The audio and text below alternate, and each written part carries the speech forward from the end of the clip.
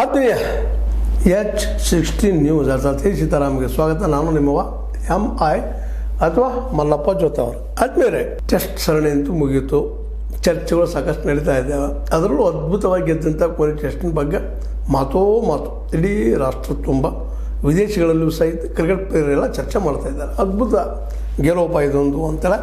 ಜೊತೆಗೆ ನಮ್ಮ ಕ್ಯಾಪ್ಟನ್ಶಿಪ್ ಬಗ್ಗೆ ಆಗಿರ್ಬೋದು, ಬೌಲರ್ಗಳ ಬಗ್ಗೆ ಆಗಿರ್ಬೋದು, ಬ್ಯಾಟ್ಸ್ಮನ್ಗಳ ಬಗ್ಗೆ ಆಗಿರ್ಬೋದು, ಯಶಸ್ವಿ ಬ್ಯಾಟ್ಸ್ಮನ್ಗಳ ಬಗ್ಗೆ ಆಗಿರ್ಬೋದು, ಭಾಳ ಚರ್ಚೆ ಸಹಜದ. ಗೆದ್ದಾಗೆಲ್ಲ ಮಾತಾಡೋದು ಭಾಳ ಆಗ್ತದೆ, ಸೋತಾಗ ಅದಷ್ಟೇ ಕಟು ಟೀಕೆಗಳು ಬರ್ತಿರ್ತಾವೆ ಅನ್ನೋದು ಅಷ್ಟು ಸತ್ಯದ. ಆ ಎಲ್ಲ ದೃಷ್ಟಿಗಳು ಈ ಸಲ ಒಂದು ಸ್ವಲ್ಪ ಏನೋ ಗೌತಮ್ ಗಂಭೀರರ ಟೀಮ್ ಇವತ್ತು ಗಂಭೀರವಾಗಿ ವರ್ತನೆ ಮಾಡ್ತಾ ಗೆದ್ದ ಸಂತೋಷವನ್ನು ಭಾಳ ದೊಡ್ಡದಾಗಿ ಆಚರಿಸ್ಕೊಳ್ಳಾರದು ಸಹಜ ಅಂತ ಕ್ರಿಯೆಪ ಅದೊಂದು ಅನ್ನುವಂಥ ತೆಗೆದುಕೊಳ್ತಾ ಇರೋದು ಭಾಳ ಸಂತೋಷ ಕೊಡುವಂಥ ವಿಷಯ. ಅದರಲ್ಲೂ ಗೌತಮ್ ಗಂಭೀರ್ ಅವ್ರ ಬಗ್ಗೆ ಟೀಕೆಗಳು ಸಾಕಷ್ಟು ಇದ್ದಾವಿಲ್ಲ ಅಂತಲ್ಲ, ಆದರೆ ಅವ್ರು ಬಯಸುತ್ತಾ ಇರೋದೇನಪ್ಪ ಅಂದ್ರೆ ಕೆಲವು ಆಟಗಾರನ ಬೆಳೆಸೋದು, ಅವ್ರು ದೊಡ್ಡವ್ರು ಬಂದು ತಿಳ್ಕೊಳ್ಳೋದು, ಅವರಿಂದ ಗೆಲುವು ಬಂದು ತಿಳ್ಕೊಳ್ಳುವಂಥ ಒಂದು ಸ್ಟಾರ್ಗಿರಿ ಬೇಡಪ್ಪ ಇಲ್ಲೇ ಅಂತನ್ನುವಂಥದ್ದು. ಆ ದಿಶೆಯಲ್ಲಿ ಒಂದು 5 ಟೆಸ್ಟ್ಗಳು ಸ್ಟಾರ್ಗಿರಿಯನ್ನು ಬೆಳೆಸಬಾರ್ದು, ನೆಲಗಟ್ಟಲ್ಲಿ ಬೆಳೆದ್ರು. ಇವತ್ತು ಶುಭ್ಮನ್ ಗಿಲ್ ಅಂತ ಸ್ಟಾರ್ ಇವತ್ತು ಬೆಳೆದಿದ್ದಾರೆ. ಒಬ್ಬ ಸಿರಾಜ್ ಮೊಹಮ್ಮದ್ ಅನ್ನುವಂಥ ವ್ಯಕ್ತಿ ಒಬ್ಬ ಸ್ಟಾರ್ ಆಗಿ ನಿಲ್ತಾ ಇದ್ದಾನೆ. ಇವತ್ತು ಬುಮ್ರಾ ಒಬ್ಬ ಸ್ಟಾರ್ ಆಗಿ ನಿಲ್ತಾ ಇದ್ದಾನೆ. ನಿಧಾನಕ್ಕೆ ಪ್ರಸಿದ್ಧ ಕೃಷ್ಣ, ಆಕಾಶ್ ದೀಪ, ಮುಂದೆ ಅದೇ ಕಾಲಕ್ಕೆ ಜಯಸ್ರಾಜ್ ಎಲ್ಲರೂ ಸ್ಟಾರ್ ಆಗ್ತಾ ಇದ್ದಾರೆ. ಸ್ಟಾರ್ ಮಾಡೋದು ಅಥವಾ ಬಿಡೋದು ಒಬ್ಬರದಲ್ಲದು, ಅದು ಅವರ ಪ್ರತಿಭೆ, ಅವರ ಹಾರ್ಡ್ ವರ್ಕ್ ಅವ್ರನ್ನ ಸ್ಟಾರ್ ಆಗಿ ಮಾಡ್ತದೆ. ಆ ದಿಶೆಯಲ್ಲಿ ನಾವು ಯಾರನ್ನೂ ಸ್ಟಾರ್ ಮಾಡಲಿಕ್ಕೆ ಸಾಧ್ಯ ಇಲ್ಲ, ಸ್ಟಾರ್ ಇದ್ದವ್ರನ್ನ ಕೆಳಗಿಳಿಸ್ಲಿಕ್ಕೂ ಸಾಧ್ಯ ಇಲ್ಲ. ಯಾರು ಪ್ರತಿಭಾವಂತರು ಹಾರ್ಡ್ ವರ್ಕರ್ ಇರ್ತಾರೆ ಅವ್ರು ನಿಶ್ಚಿತ ಸ್ಟಾರ್ ಆಗ್ತಾರೆ, ಅದು ಬೇಡ ಚರ್ಚೆ ಇಲ್ಲ. ಆದರೂ ಸಮಾನವಾದಂಥ ಒಂದು ವಾತಾವರಣ ಬೆಳೆಸಬೇಕು ಅಂತ ಬಯಸಿದವರು ಗಂಭೀರ್ ಅವರು. ಅವ್ರ ಕಾಲದಲ್ಲಿ ನಿಮ್ಗೆ ಗೊತ್ತದ, ಸಚಿನ್ ತೆಂಡೂಲ್ಕರ್ ಅಂತ ಒಬ್ಬ ಸ್ಟಾರ್ ಆಟಗಾರಿದ್ದರು, ಗಂಗೂಲಿ ಅಂತವ್ರಿದ್ದರು, ಮುಂದೆ ಇನ್ನೂ ಅನೇಕರ ಆ ಸಂದರ್ಭದಲ್ಲಿದ್ದರು. ಅದೇ ಕಾಲಕ್ಕೆ ನಮ್ಮ ಕುಂಬಳೆ ಅನ್ನುವಂಥ ಅತ್ಯಂತ ಸಮರ್ಥ ಸ್ಪಿನ್ನರ್ ಇದ್ದರು. ಇವರೆಲ್ಲ ಇದ್ದಾಗ ಸ್ಟಾರ್ಗಿರ್ಬೇಕು. ಗವಾಸ್ಕರ್ ಬಗ್ಗೆ ಆಗಿರ್ಬೋದು, ಇನ್ನೂದವ್ರ ಬಗ್ಗೆ ಅದು ಅಂಥ ಒಂದು ಸಂದರ್ಭದಲ್ಲಿ ಬೇಡಪ್ಪ ನಮ್ಮಲ್ಲಿ ಅಂತ ಇವ್ರು ಬಯಸುವಂಥವ್ರು. ಇವರೊಬ್ಬ ಸಾಮಾನ್ಯ ಆಟಗಾರರಿಗೆ ಬಂದು ಅಂಥವ್ರು, ಓಪನಿಂಗ್ ಬಂದ ಏನೋ ಮಾಡಿ ಆಡಿದ್ರೆ ಒಳ್ಳೆಯ ಹೆಸರು ಪಡೆದವರು.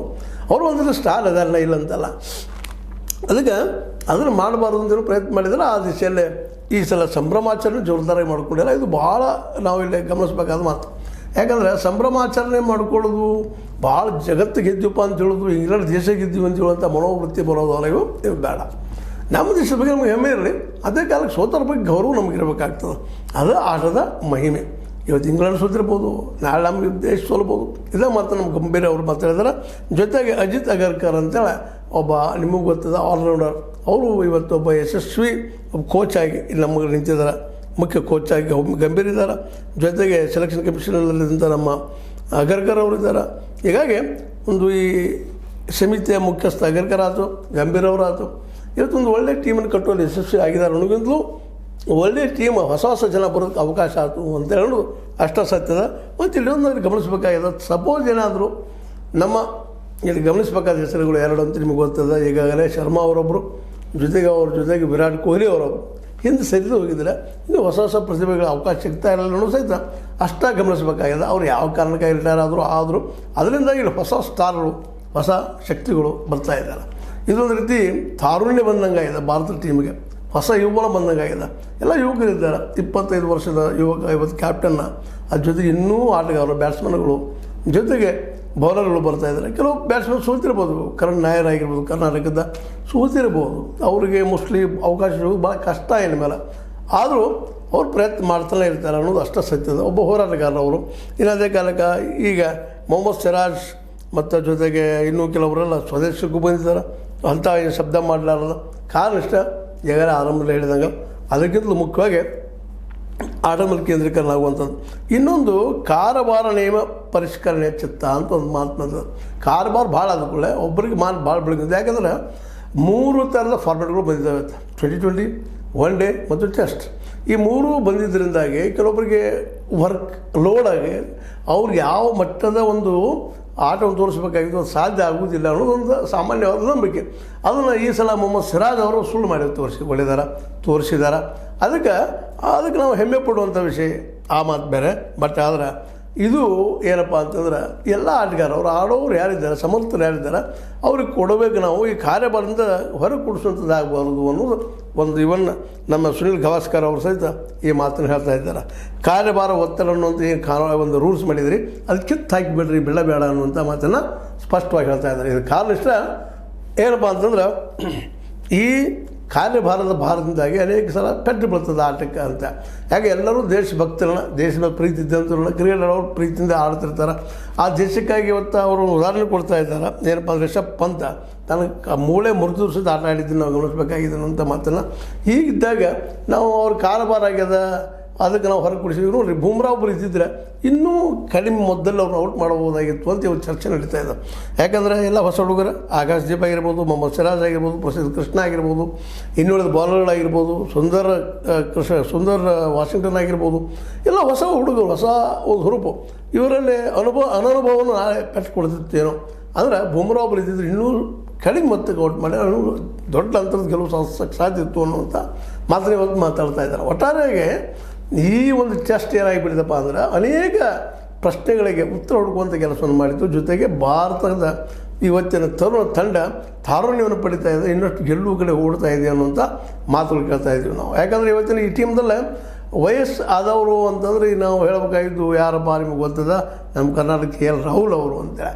ಅವರಷ್ಟು ಸ್ವಲ್ಪ ಏಜ್ ಆಗ್ಯದ. ಇನ್ನುಳಿದವ್ರು ಇದ್ದಾರೆ, ಏಜ್ದವ್ರು ಇಲ್ಲದವ್ರು ಇಲ್ಲ ಅಂತಲ್ಲ, ಆದರೆ ಅನುಭವ ಜೊತೆಗೆ ಆಡಿದವರು KL ರಾಹುಲ್ ಅಂಥವ್ರು ಮಾತ್ರ ಬಿಟ್ಟರೆ ಉಳಿದವ್ರು ಎಲ್ಲರೂ ಯಂಗ್ ಜನ್ರೇಷನ್ ಮತ್ತು ಪ್ರಬುದ್ಧರು ಇದ್ದಾರೆ. ವಯಸ್ಸಿಗೆ 16-18 ವಯಸ್ಸಿನವರು ಅಲ್ಲ, ಜೊತೆಗೆ 20-25 ಎಡಬಲದಲ್ಲಿದ್ದಂಥವ್ರು, 30 ಒಳಗಿದ್ದಂಥವ್ರು ಎಲ್ಲ ಆಟಗಾರರು ಕೂಡಿದ್ದಾರೆ.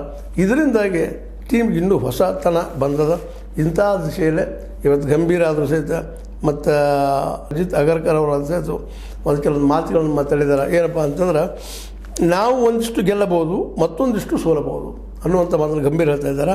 ಆದರೆ ನಾವೆಂದೂ ಶರಣಾಗತರಾಗುವುದಿಲ್ಲ, ನಾವೆಂದೂ ಶರಣಾಗತರಾಗಿ ಸೋತು ಹೋಗುವಂಥದ್ದಲ್ಲ, ಅಮೋಘವಾಗಿ ಆಡಿದ್ದೀರಿ ಹುಡುಗರೇ ಅಂತೇಳಿ ಹುರಿದುಂಬಿಸಿದ್ದಾರೆ ನಮ್ಗೆ ಗೌತಮ್ ಗಂಭೀರ್ ಅವರು.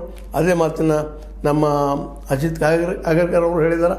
ಒಟ್ಟಾರೆಯಾಗಿ ಇಡೀ ವಿಶ್ವದ ಇವತ್ತಿನ ದಿಗ್ಗಜ ಆಟಗಾರರು ಭಾರತದ ಈ ಡೆವಲಪ್ಮೆಂಟನ್ನು ಒಳ್ಳೆಯ ಆತುರದ ಕಣ್ಣಿಂದ, ಅದೇ ಕಾಲಕ್ಕೆ ಒಂದು ಕುತೂಹಲ ಕಣ್ಣಿಂದ ಇದು ಎಲ್ಲಿವರೆಗೆ ಮುಂದುವರಿಬಹುದು ಅನ್ನೋಂಥ ದೃಷ್ಟಿಯಲ್ಲಿ ಇಟ್ಕೊಂಡು ಸಹಿತ ಚರ್ಚೆ ಮಾಡ್ತಾ ಇದ್ದಾರೆ.